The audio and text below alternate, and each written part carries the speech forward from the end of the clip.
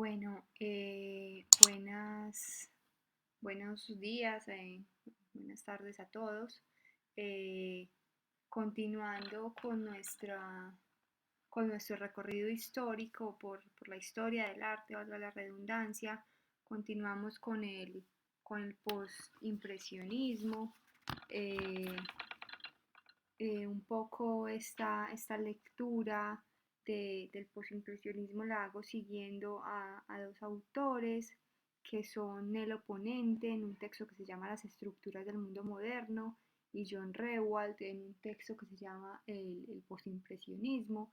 Ese texto del posimpresionismo se los recomiendo mucho, es muy interesante, es un poco parece como una novela, aunque es un texto de historia, está un poco como construido en el tono de una novela y es muy interesante.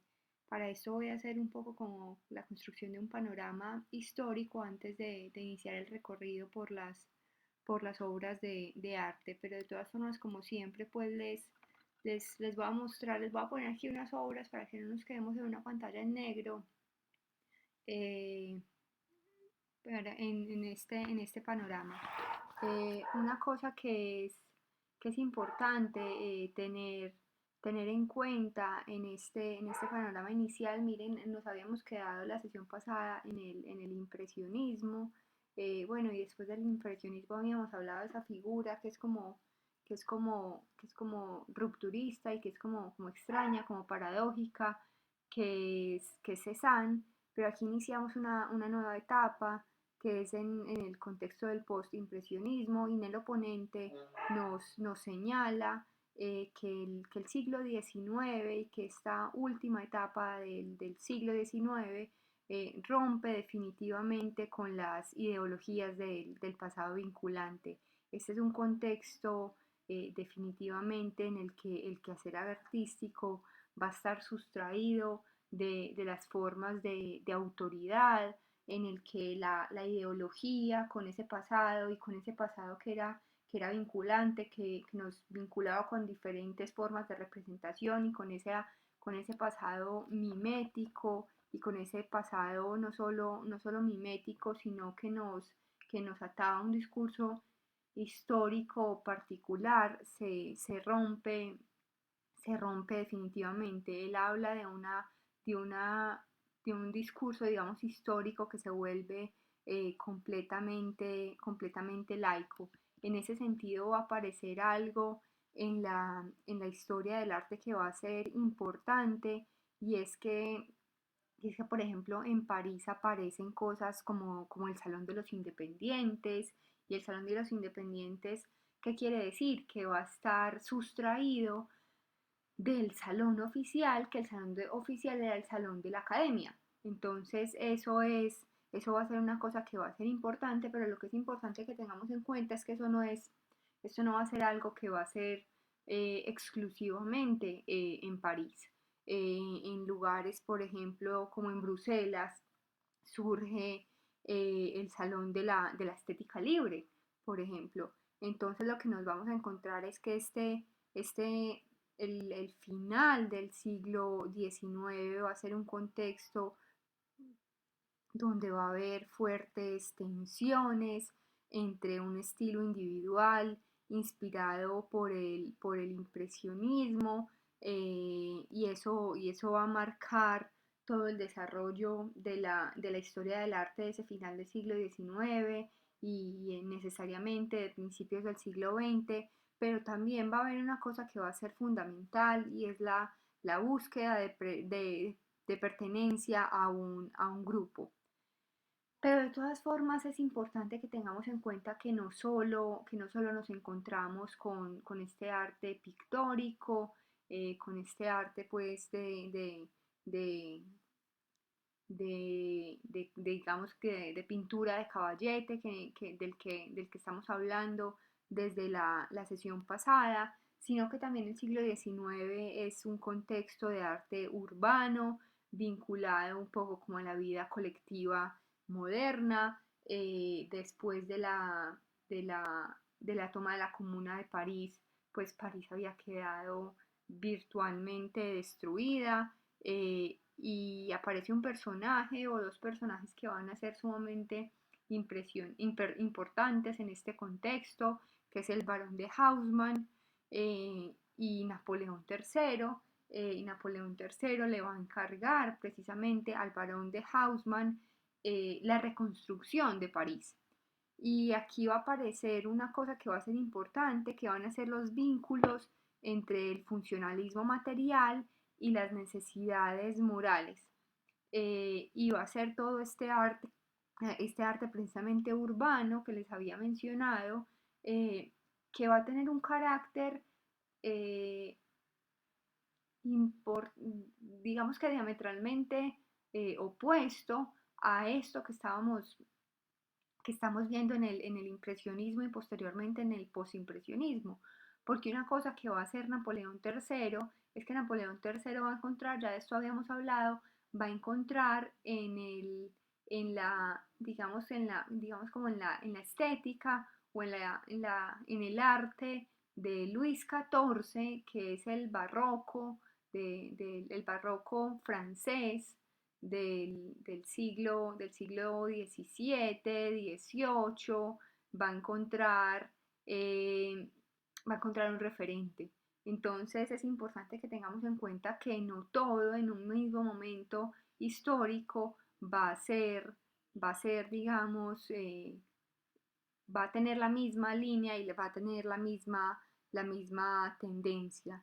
De todas formas, en términos del posimpresionismo, es importante que tengamos en cuenta que va a ir por un lado, si el arte urbano vinculado al barón de Haussmann y a Napoleón III va a tener un carácter fuertemente historicista, el posimpresionismo va a dejar de lado ese carácter historicista casi por completo, y en términos generales los artistas van a dejar ese carácter historicista casi por completo de lado, a excepción de un grupo que va a ser el de los prerrafaelistas, que va a ser un grupo absolutamente, digamos, como extraño, se van a llamar prerrafaelistas porque van a intentar pintar como se pintaba en la época previa a Rafael, es decir, van a ser un grupo que a finales del siglo XIX van a intentar pintar como se pintaba antes de Rafael en el Renacimiento. Entonces va a ser una cosa que va a ser bastante particular.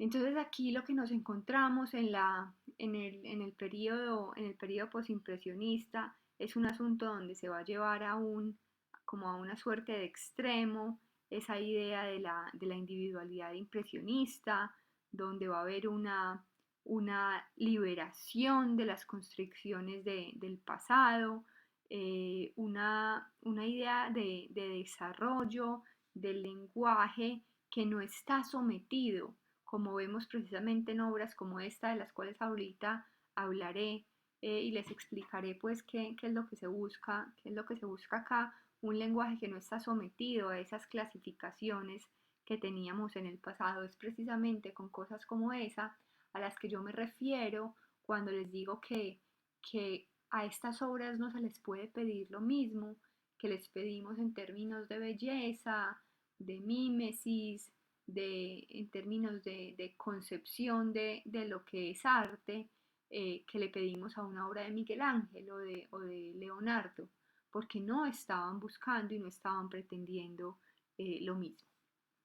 En este contexto de esta época va a ser fundamental algo que sucede el 17 de marzo de 1791, que es la proclamación de la libertad del trabajo. Y es en este contexto en el cual precisamente pues en esa libertad del trabajo, que el artista, al adquirir una suerte como de libertad ficticia, va a perder, digamos, como el contacto natural que tenía con la sociedad. Es precisamente en esta época de la que yo les decía que habíamos encontrado un referente inicial con Jacques-Louis David, con esa obra de la cual hemos hablado varias veces, que es esa primera obra, que es El rapto de las Sabinas, que es la primera obra que nace en el espacio poético del artista, que no es hecha para un encargo, de la cual ya habíamos hablado en el neoclásico, que empieza a surgir, a consolidarse a surgir más bien esa idea del artista como genio. Eso ya empieza a consolidarse con esta libertad del trabajo, con esta proclamación de la libertad del trabajo. Eso empieza a consolidarse precisamente aquí. Es el artista sustraído de la sociedad, ya la sociedad no constriñe la libertad, no constriñe la creatividad del artista. El artista ya virtualmente puede empezar a hacer eh, virtualmente lo que desee.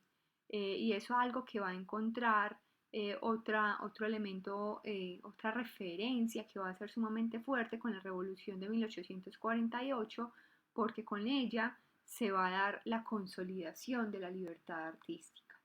Entonces miren que van a ser cosas, que es lo que me parece importante que tengamos en cuenta, que esa idea del artista como genio, de la libertad, la creatividad del artista y de la libertad creativa del artista no son cosas que se tengan de un día para otro, sino que son pequeñas, son cosas que se van dando en pequeñas victorias, podríamos pensarlo así, y no son pequeñas victorias ni siquiera, son cosas que paulatinamente se van dando y cosas que se van acumulando de manera paulatina hasta que se da esa consolidación discursiva de la cual se van a apropiar los artistas a finales del del siglo XIX. Y una de las cosas que va a ser más importante para los artistas en esta época, que la va a mencionar Baudelaire, es que Baudelaire menciona o Baudelaire señala que para los artistas, para los postimpresionistas va a ser fundamental la burguesía, porque la burguesía, él señala que la burguesía es una clase esencialmente individualista que va a ser la defensora de esta nueva forma de belleza. El, y va a ser la defensora de esa nueva forma de belleza porque en un momento inicial, el problema es que eso al final no funciona, ya les voy a explicar por qué, eh, en un momento inicial esa nueva forma de belleza es una poética que como ellos, entonces es una poética que como ellos carece de un espesor histórico y de una legitimidad natural. Entonces, una legitimidad natural por no ser mimética. Entonces van a ser como una suerte de aliados, como naturales, eh, que van a encontrar como una alianza inicial muy interesante. El problema que va a haber posteriormente, a medida que el tiempo, y el tiempo no es muchos años, a medida que los meses y pocos años empiecen a avanzar, el problema es que el lenguaje de los postimpresionistas es un lenguaje que el pueblo no entiende, precisamente porque era un lenguaje no mimético. Entonces eso va a generar o generó una ruptura con la burguesía, pues la burguesía realmente buscaba en el arte y buscaba en el arte un pasado y en el pasado mismo una legitimidad de la cual carecía. Y era un pasado y un lenguaje y unos referentes que el arte no le estaba dando, y por eso se va a dar esa ruptura.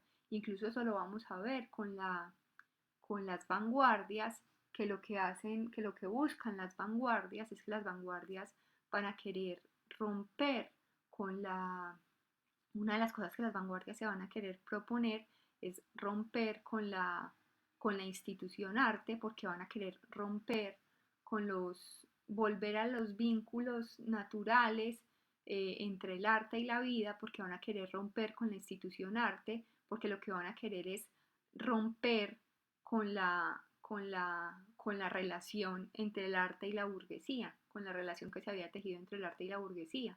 Entonces miren que es una cosa que se había gestado precisamente, que lo que vamos a ver a partir de la semana entrante con la emergencia de las vanguardias es una cosa que se venía gestando desde este periodo del que estamos hablando, que es el postimpresionismo. Entonces aquí está, de todas formas, pues ya me estoy adelantando, aquí me devuelvo con esto que voy a decir un poco.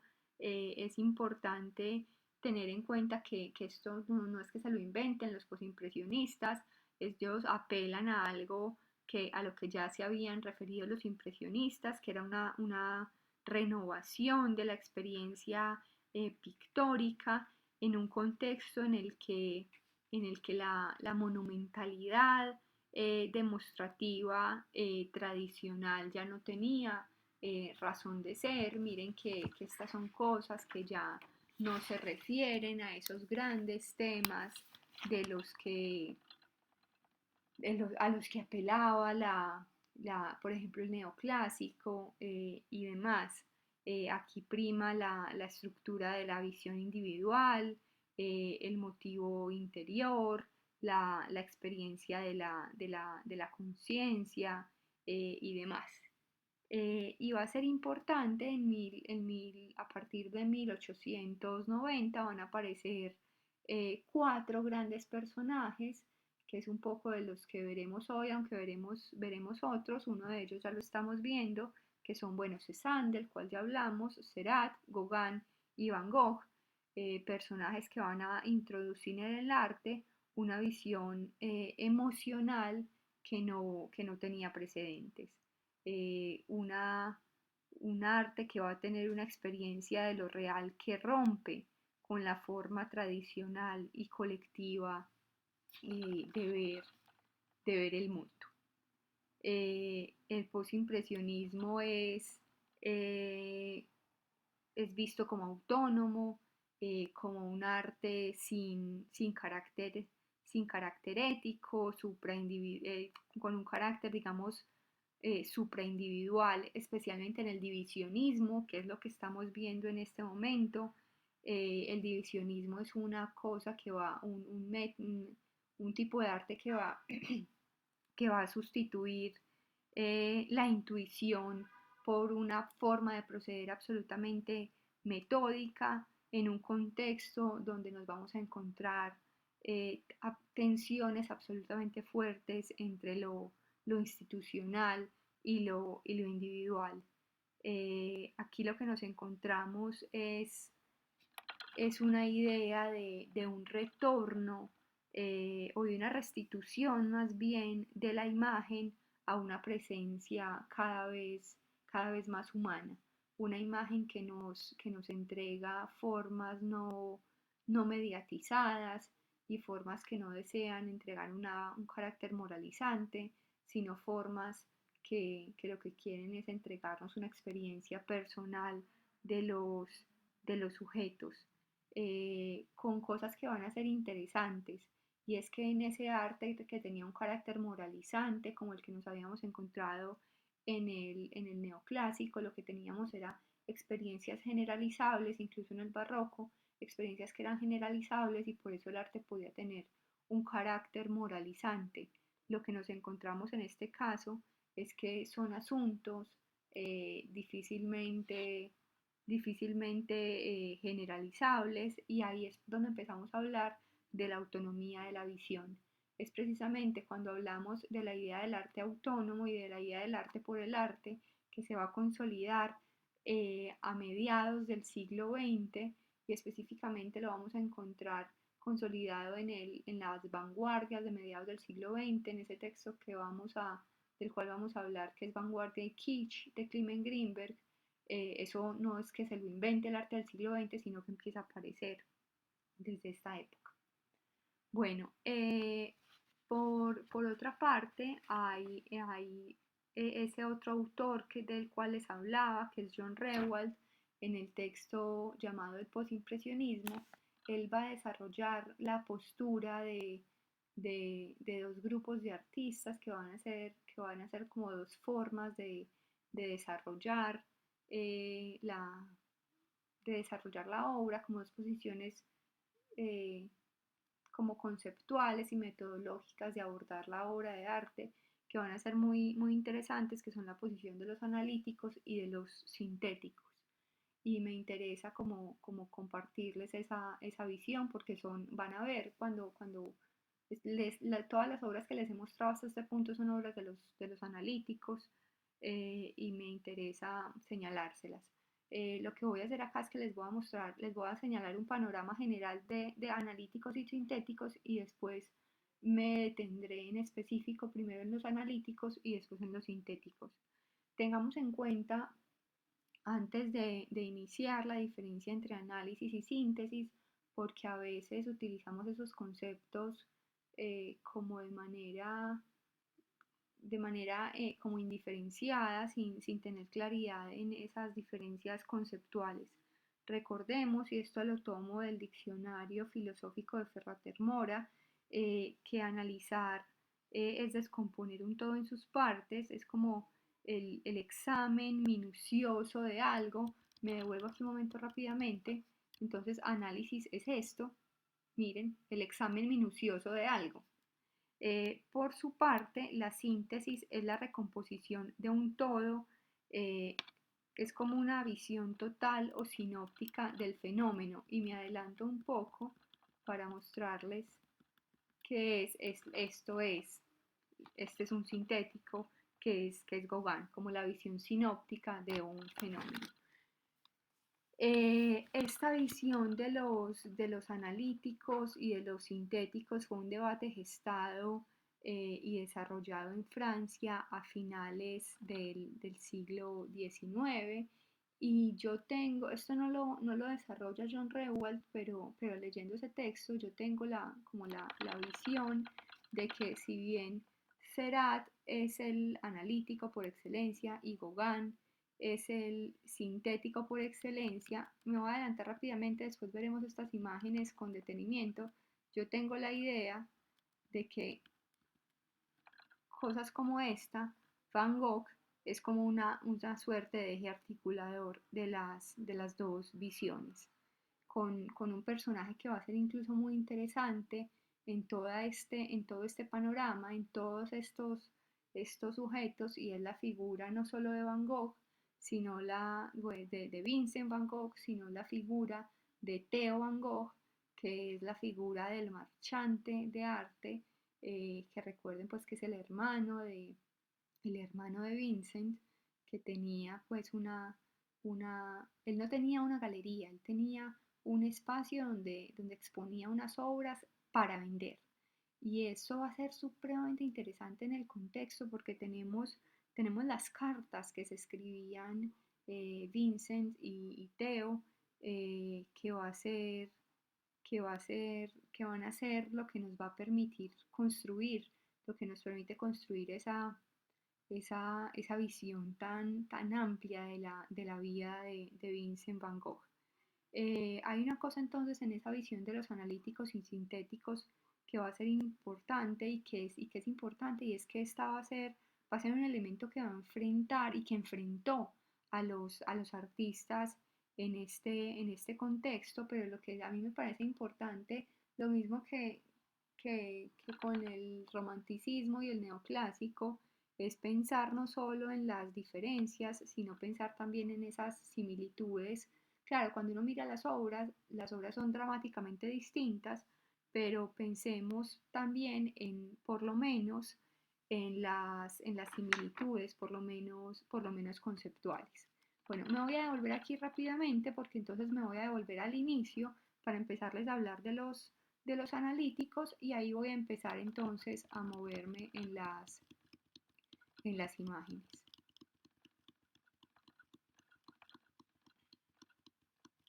Entonces lo que voy a hacer con las imágenes, pues no me voy a detener a hablar detenidamente de cada una de las imágenes, aunque en algunos casos haré menciones a ellas. Lo que voy a hablar es de los analíticos, y lo que voy a hacer es hablar de la visión analítica, así teniendo en cuenta que considero que la visión analítica es como un paso de la fragmentación a la mezcla. La visión analítica pasa de la fragmentación en el cuadro a la mezcla óptica en el observador. Entonces lo que me interesa hacer es como explicarles conceptualmente eso y que veamos las obras y que veamos las obras de varios artistas, no solo la obra de Seurat, eh, pero deteniéndonos pues en este personaje que es el principal exponente de, ese, de este movimiento. Entonces, Seurat nació en París el 2 de diciembre de 1859 y murió el 29 de marzo de 1891 en la misma ciudad. Y como les decía, pues es el principal exponente de la visión analítica del posimpresionismo, que como les acabo de decir, yo creo que se caracteriza por ese paso de la fragmentación a a la mezcla. Hay cuadros, obviamente, como ya vimos varios, este lo pasaré pues más rápidamente para que veamos los de Seurat vimos más, o los vimos ya todos, entonces los pasaré un poco más rápidamente para que podamos ver los otros cuadros de los analíticos. Eh, pero de las cosas que me parece importante señalar es que pues hay cuadros donde ese asunto del divisionismo o el puntillismo, como se le ha llamado también en otros casos, se lleva más al extremo que en otros momentos y eso es importante como tenerlo en cuenta. Eh, ¿Eso a qué responde? A diferentes, puede responder a momentos más tempranos o más tardíos en la obra del artista, o responde también en muchas ocasiones al gusto mismo del artista o exploraciones del artista en un momento específico. Es importante tener en cuenta que estas cosas, esta es una de las obras más famosas y más importantes de, de la, de la producción plástica de Seurat. Hay una cosa que es importante tener en cuenta y es que la obra de esta visión analítica, es importante tener en cuenta el contexto, esto está en pleno contexto de consolidación de la ciencia moderna y no es solo lo que decíamos en relación con los impresionistas, que los impresionistas era el tratado de óptica de Newton y que conocían el tratado de óptica de Newton, sino que esto se vincula a ese contexto de la ciencia moderna, a que recuerden que la ciencia moderna, una de las cosas que plantea es la idea de fragmentar para conocer mejor, de fragmente el mundo, de fragmente ese objeto de estudio que está precisamente analizando de fragmente para conocer mejor, haga un ejercicio analítico. Entonces, de ahí surge precisamente la idea del divisionismo, que es la fracción de la visión donde se separa para unirse después. Y miren que eso lo vemos en obras como esta, aquí se hace el ejemplo de las cosas que yo les señalaba en la clase anterior, que es esa idea de aquí no hay una mezcla en la paleta, aquí los colores se ponen juntos sobre el soporte y la idea es que la mezcla se dé en términos ópticos, en el ojo del espectador, se da una descomposición de lo observado en colores que se vincula un poco a esa combinación de los complementarios.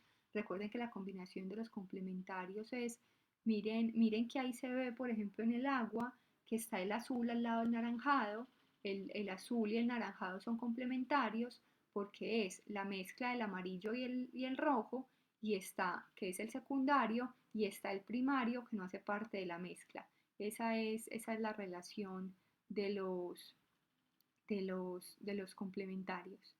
Entonces, esa combinación de los complementarios y la influencia que ejercen unos sobre otros precisamente para lograr la mayor luminosidad posible. Esto es una cosa que uno ve muy boceteada precisamente porque es un estudio, esto no es una obra concluida, esto no es una obra terminada, pero lo que me parece interesante es que nos permite ver la forma como procedían los artistas precisamente pues en esa configuración y en esa planeación de las obras.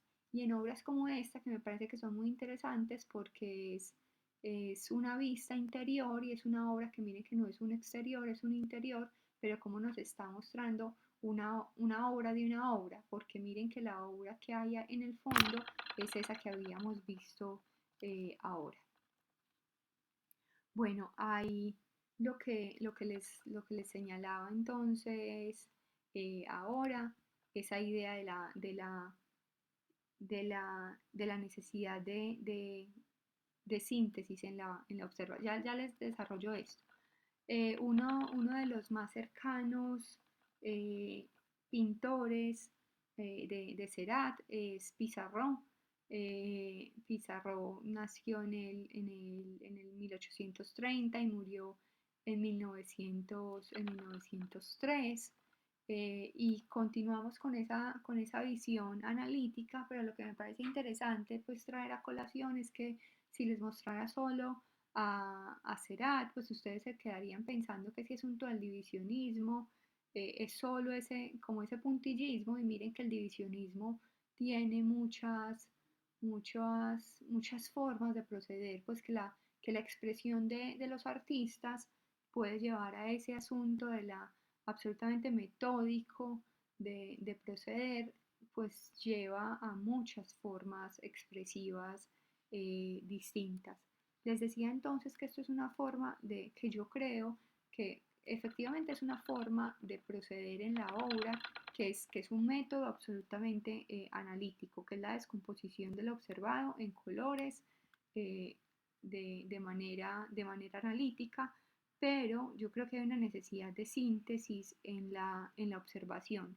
Es decir, hay una ejecución analítica del artista, pero que necesita una actitud sintética de parte del observador. Es decir, el observador no puede irse cuando observa una obra de estas obras no pueden observarse pues a 30 centímetros, donde uno se ponga a mirar cada una de las rayitas o cada uno de los punticos, sino que tienen que observarse como un todo. Pues esta la forma de proceder es la descomposición del todo en sus partes, pero la forma de observar tiene que ser la recomposición de las partes en el todo, para poder observar la obra en un conjunto. Entonces, miren que por eso les decía que yo creo que hay similitudes, por lo menos conceptuales, en las dos formas, digamos, de proceder. Acuérdense que la cosa más interesante de la visión analítica es ese asunto de la mezcla óptica para la mayor luminosidad. Lo que ellos buscaban era la mezcla óptica y no la mezcla matérica. Es decir, que poner esos colores juntos, no que se mezclaran en la paleta, sino que se dieran esa mezcla óptica en el ojo del observador cuando, cuando se daban cuando se daba esa relación. La idea, les leo una cita de John Rewald, que era lo que planteaban los posimpresionistas analíticos, y ellos decían: tras haber reunido por separado en su tela los elementos individuales de color presentes en la naturaleza, el pintor asignaba a la retina del observador la tarea de mezclarlos de nuevo. Entonces, lo que yo creo que es más interesante en esta actitud es que traslada los conceptos científicos al campo del arte. Esto es como bueno, Paul Signac, ya continúo con lo que les iba a decir. Signac es otro analítico eh, que es de 1863 a 1935. Miren que aquí les estoy mostrando una cosa interesante, y es que les estoy mostrando fotografías de estos pintores. Entonces, eso miren que es un detalle interesante. Es la primera, son los primeros artistas de los cuales les estoy mostrando fotografías. Y miren que esto vuelve a tener una relación como similar con la que veíamos en Seurat. Vuelve a tener como algo de similitud. Entonces, de nuevo, lo que les decía es como una suerte de actitud que traslada esos conceptos científicos al, al campo del arte, eh, con una cosa que va a ser interesante, y es que desde el barroco un poco, aunque en el neoclásico lo teníamos, pero un poco desde el barroco, ese asunto de la idea del estilo había, había pues desde el barroco, incluido el barroco, la idea del estilo había empezado a entrar un poco como en desuso, un poco como en decadencia, y esto vuelve a ser como una suerte de retorno a la idea de estilo, pero la idea de un estilo como una suerte, como renovada, una idea de estilo que en vez de constreñir la libertad, permitía más bien como la exploración de la expresión más bien como armónica, de las obras.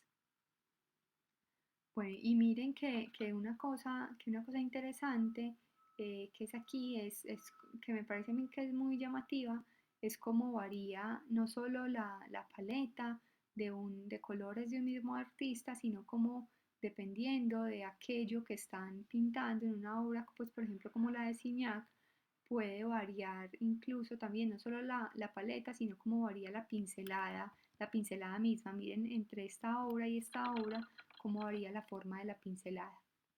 Bueno, y de esta misma época les traigo a este personaje que es Puvis de Chavannes, que me parece que es muy interesante para mostrarles. Este va a ser como una suerte de antecedente a la visión sintética que es un poco anterior, y que es una personaje que va a ser interesante porque no es propiamente de la visión sintética, pero que va a entregarnos cosas interesantes que vamos a encontrar ya propiamente en Gauguin, y que son precisamente pues esos planos lisos y, y ese delineado de las figuras que no lo veíamos pues desde hace un tiempo interesante. Pero propiamente dicho, cuando hablamos de la visión sintética, y encontramos o hablamos pues propiamente es de Paul Gauguin.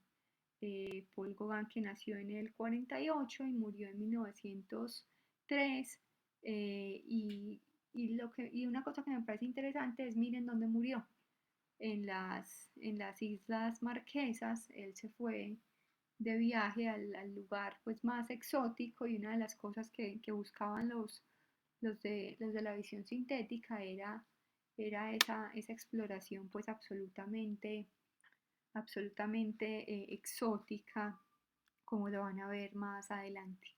De las figuras que me parecen interesante explorar de la visión sintética son Gauguin y Bernard, que incluso pues vivieron juntos mucho tiempo. Muchos de estos artistas eh, no era como que hicieran residencia artística, eso no existía en esa época todavía, pero sí se iban a vivir a un pueblo y vivían juntos y se dedicaban a pintar juntos todo el día. Gauguin incluso vivió con Van Gogh también mucho tiempo. Entonces son cosas que son interesantes en términos como de esa exploración plástica que tiene un artista. Una cosa es un artista que viva solo o que viva con su familia permanentemente, y otra cosa es un artista que vive con otro artista y que los dos se dedican a pintar permanentemente. Incluso van a pasar cosas que van a ser muy interesantes, que vamos a ver en varias obras más adelante, y es entonces Gauguin le mandaba una obra a Van Gogh, y a Van Gogh le gustó mucho la obra que Gauguin le mandó. Entonces Van Gogh volvía a pintar en su estilo la obra que Gauguin le había mandado. Entonces cosas por ese estilo que van a ser muy interesantes, como ya las vamos a ver. Hay una cosa que va a ser muy importante a tener en cuenta, que ustedes pueden decir es que así no es la vida real, es que esto no es mimético. Recuerden que aquí ya no hay una búsqueda de la mímesis en términos tradicionales. Aquí esto es una búsqueda de desligarse de la naturaleza, de desligarse de la representación tradicional de la naturaleza, por más que esas dos figuras de las mujeres pueden acercarse a una representación bastante verosímil de la figura humana. Lo que encontramos en la visión sintética es un delineado de las figuras, y hay una cosa que va a ser sumamente importante, y es que ellos buscan una simplificación del diseño. Esa es una de las características fundamentales de de la visión sintética. Si el contexto cultural de los analíticos era la ciencia moderna, que llamaba a simplificar o a fragmentar más bien el objeto en sus partes. En este caso, el contexto cultural de mayor envergadura era el simbolismo, que cuestionaba la necesidad de ir hasta la concepción de la idea misma.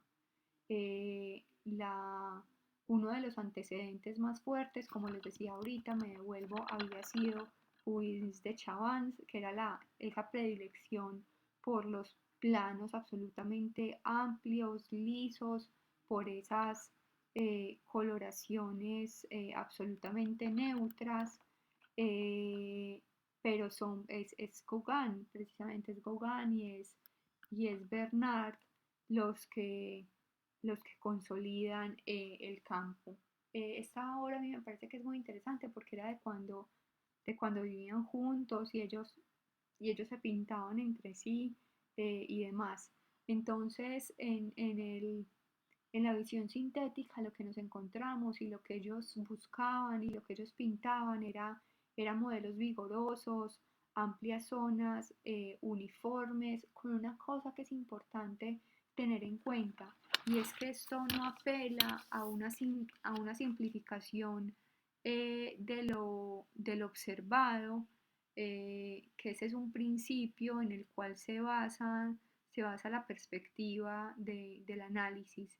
Ellos lo que buscan son esquemas cromáticos, los que buscan es combinaciones atrevidas de color, eh, la simplificación de las formas, la delimitación de los contornos, los planos sólidos, las líneas nítidas. Lo que están buscando ellos más bien son características, estas son pues características de una actitud sintética, que en el fondo tiene más bien es un dejo como de la simplificación analítica. Se habla mucho como de una de una simplicidad rústica. Estas son de las obras más no más tradicionales, sino más, como más importantes de Gauguin. Él se va para Tahití, él se va para todas esas islas eh, del Pacífico. Él vive en una época con incluso esa historia pues de la oreja que se corta Van Gogh. Acuérdense, pues Van Gogh no se corta toda la oreja, él se corta solo el lobulito de la oreja. Y la historia pues típica, tradicional, pues es que él se corta ese lobulito de la oreja en un ataque pues como de histeria, porque Gauguin se le vuela, porque ellos iban a montar una galería juntos, y Gauguin resuelve que él se quiere ir es para Tahití, a viajar por las islas, por esas islas del Pacífico, y entonces esa idea de montar una gran galería juntos fracasa, y es a raíz de eso que él se corta la oreja. Entonces, muchas de estas obras las pintó precisamente en esa vida que llevaba junto junto a Van Gogh. La idea miren, esos planos lisos, y lo que encontramos aquí son planos de color, eh, como sí, como en esos planos lisos que no tienen sombras, que no tienen luces y demás. Miren que estos sí utilizan el negro. Y esta obra, ténganla en cuenta porque la vamos a ver más adelante en Bernard, que era eso que les decía. Miren, aquí no existe y en el arte no existe, y es importante que tengamos en cuenta, en el arte no existe esa idea de los derechos de autor. Y hay una cosa que va a ser súper eh, característica del arte contemporáneo, y es una tendencia que se llama el apropiacionismo. Y el apropiacionismo es una cosa que incluso inicia Duchamp, que no sé si han visto alguna vez esa obra, que Duchamp coge a la Mona Lisa y le pone un bigote y eso ya es una obra nueva. Eh, y lo que a mí me parece interesante es que eso no se lo inventó Duchamp, eso lo encontramos desde los postimpresionistas. Entonces, para que tengan en cuenta esta obra, que la vamos a ver ahorita más adelante. Bueno, y el otro sintético es Bernard, que nació en 1868 y murió en 1941. Miren que esto suena muy charro, pues él dura mucho, pues y mucho en términos del siglo XX. Él alcanza a vivir varias de las vanguardias, eso es una cosa interesante. Entonces, continuando esto que les decía de la visión de los sintéticos, la idea de ellos es simplificar para descubrir el significado.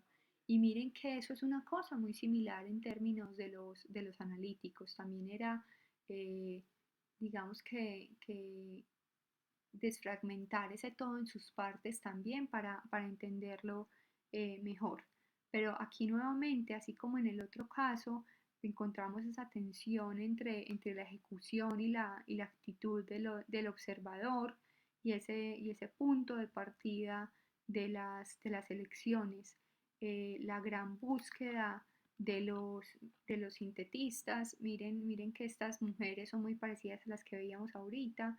Esa gran búsqueda de los sintetistas, según este autor, según Bernard, era encontrar una síntesis de las sensaciones, un arte, un arte ligado a procesos técnicos como la pasta y la solidez, que buscaban expresar visiones personales.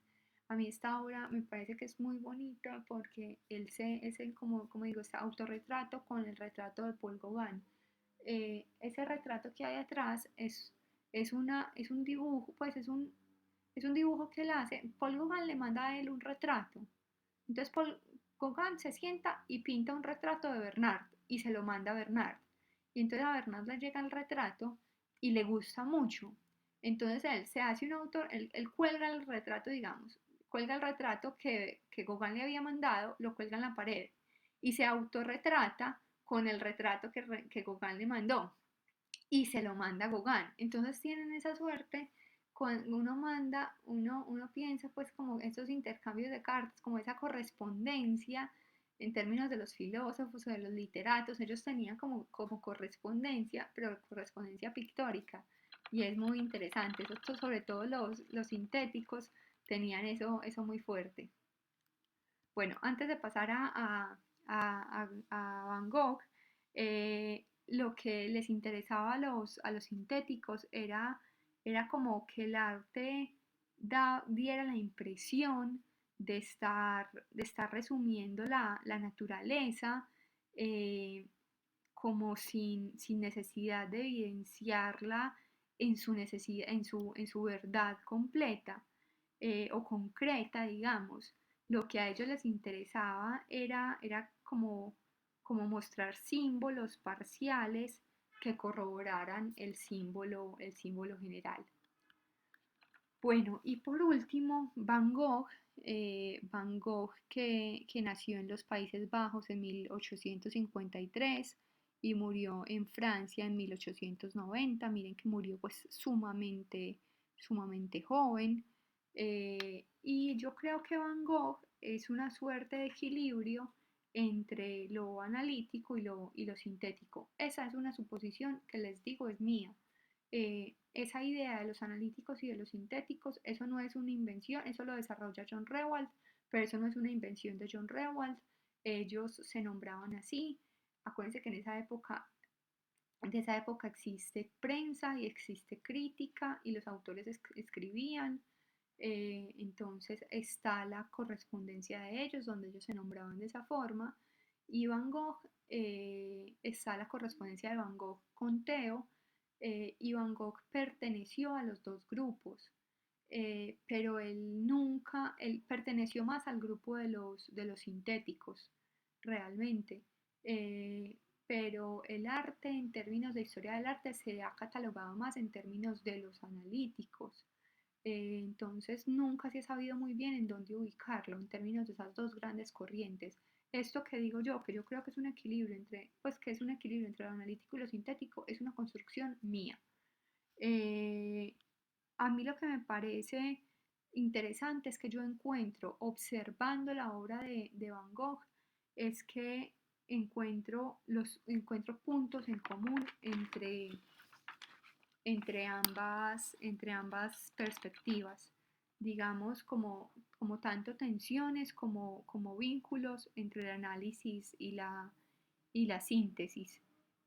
No solo no solo en la forma de proceder, sino también entre esas actividades grupales y esas búsquedas personales, entre, digamos, como entre un naturalismo y entre una representación que, digamos, que abstrae, eh, como una suerte como de amalgama, de ideas y de tendencias. Yo creo que en Van Gogh hay como una suerte de estilo personal desde ideas en pugna y desde ideas analíticas y sintéticas. Hay una cosa en Van Gogh que es esas pinceladas como breves que son típicas del analítico,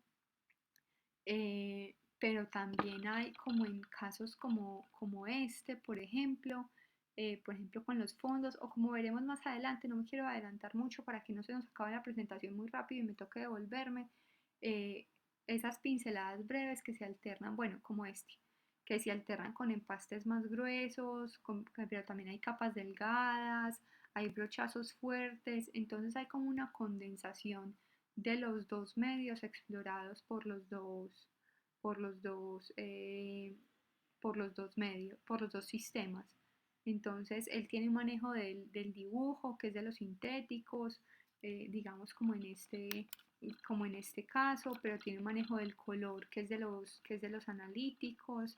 Entonces, tiene esas dos cosas. Tiene cosas que son como de colorista arbitrario, que busca avivar los esquemas cromáticos a la par que simplifica las formas en casos como este.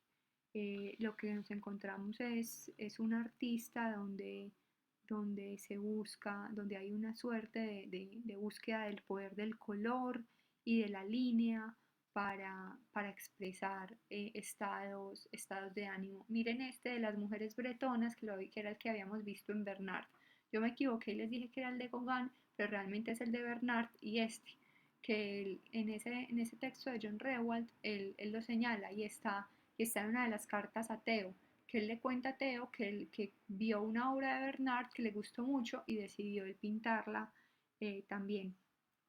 Entonces, lo que nos encontramos en la obra de Van Gogh es una disposición o disposiciones que permiten acentuar un clima de alegría, de exuberancia, de tristeza, de armonía, o choques violentos de los sentimientos.